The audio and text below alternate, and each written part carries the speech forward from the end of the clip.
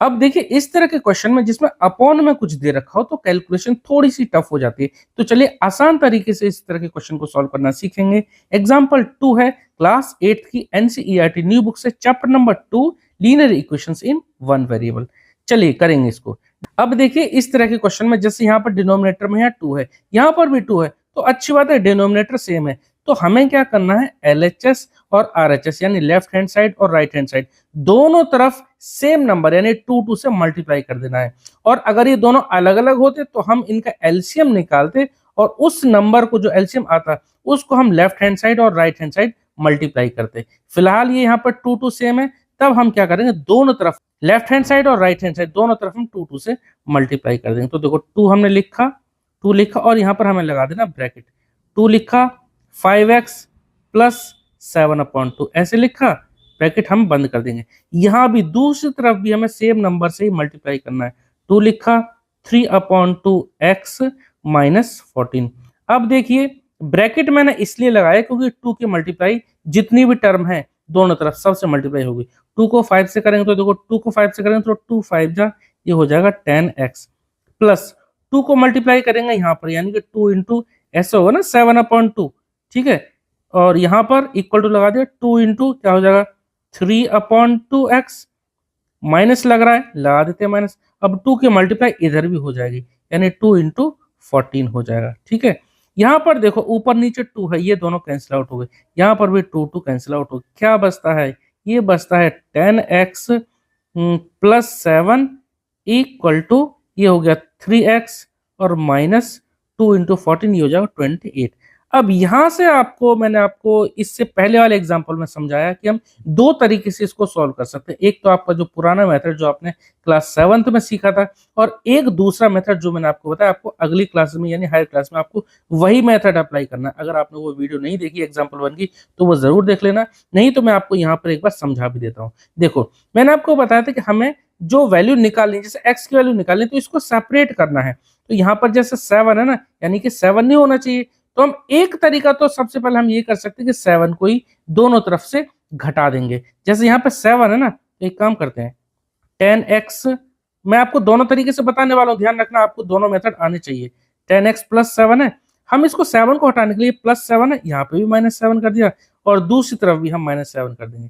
जैसे 3x minus 28 है, ये -7 है तो इधर भी हमने माइनस का 7 कर दिया, ठीक है। तो ये 10x रह गया ऐसे ही, क्योंकि 7 माइनस 7 ये तो कैंसिल आउट हो गया ना, यहाँ तो 0 बचा, कुछ नहीं लिखेंगे। इक्वल टू यहाँ 3x, ये दोनों ही माइनस के, -28 -7, जब दो साइन है लगातार माइनस माइनस के तो जुड़ जाते हैं, साइन माइनस का ही रहेगा। तो माइनस का साइन लगा दिया और 28 और 7 ये हो जाएगा 35, ठीक है।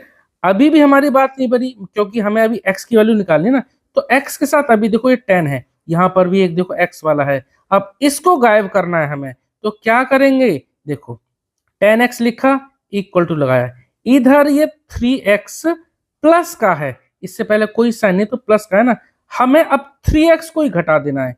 -35 जो क्वेश्चन है, मतलब जो भी हमारी टर्म हो तो ऐसे लिख दिया, 3x प्लस का था, अब दोनों तरफ माइनस का 3x कर देंगे, यहाँ भी -3x कर दिया और यहाँ भी -3x कर दिया।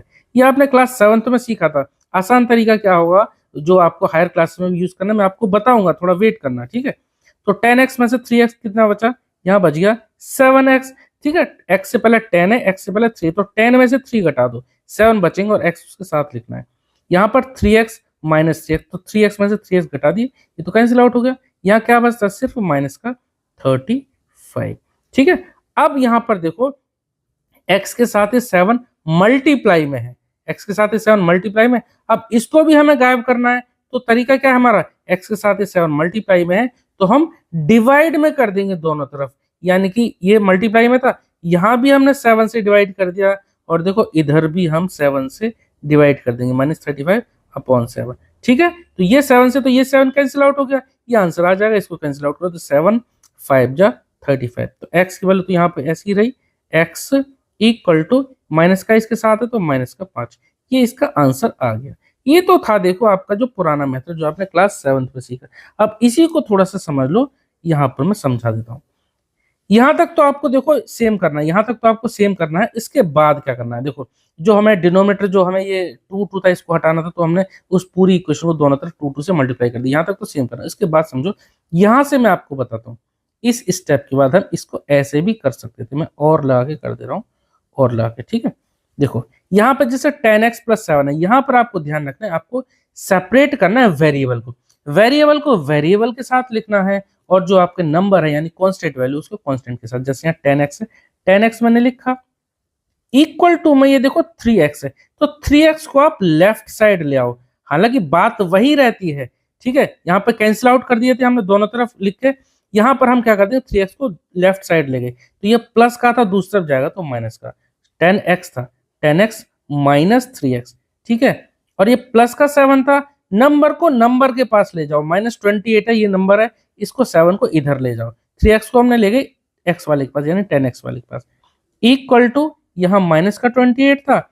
और जब हम इधर से +7 को जब दूसरी तरफ ले आएंगे, तो ध्यान रखना है साइन चेंज हो जाएगा, तो +7 का दूसरी तरफ हो जाएगा -7, ठीक है। ये ध्यान रखना, आपको वेरिएबल को वेरिएबल के पास ले जाओ, नंबर को नंबर के पास, और इक्वल टू को इधर उधर ले जाएंगे किधर भी, तो साइन चेंज हो जाएगा।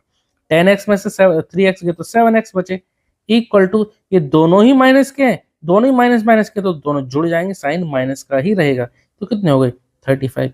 ये बात तो मैंने बताई कि इक्वल टू इधर प्लस का या माइनस का हो तो साइन चेंज होता है। अब अगर ये मल्टीप्लाई का हो तब क्या करेंगे, तब x की वैल्यू हमें निकालनी है ना, तो x को यहीं रहने देंगे, x के साथ ये मल्टीप्लाई का है तो दूसरी तरफ जाएगा तो डिवाइड में पहुंचेगा, तो -35/7 ऐसे आपको करना है। 7 से इसको काट दो, 7 5 में 35 हो गया ना, देखो आसान।